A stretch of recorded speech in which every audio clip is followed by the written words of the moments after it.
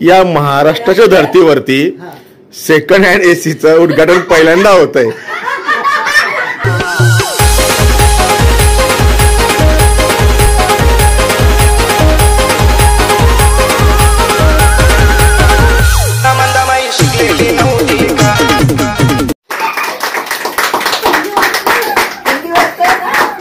बापू साहेबांनी सालीसाठी एसी लावलेला आहे।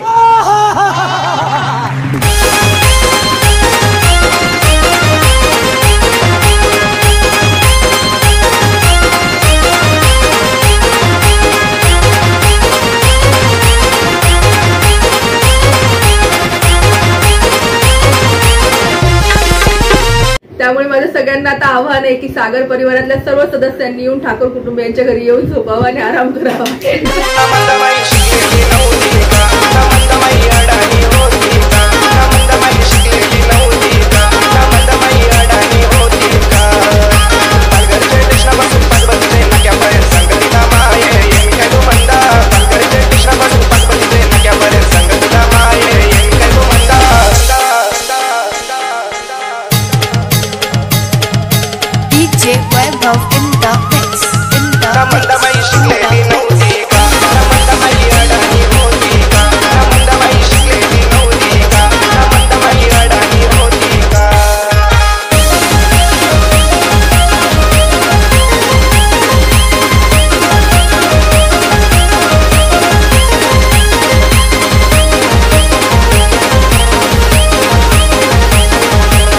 खूप आनंद वाटतो। आईंच्या हातून सगळ्यात महत्त्वाचं आपल्या एसीचं उद्घाटन झालं।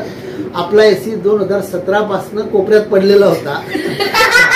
तो बिचारा आता चालण्याच्या कंडिशन मध्ये की तेही माहिती नव्हतं।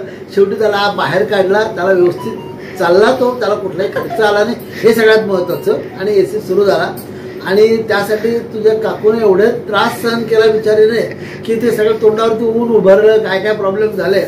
आणि त्यानंतर माझं काय झालं असेल तर काही वेगळं सांगायची गरज नाही।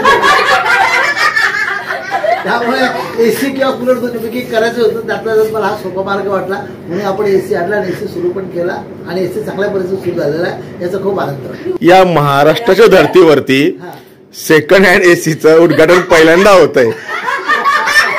हे नेमकं काय प्रकार आहे?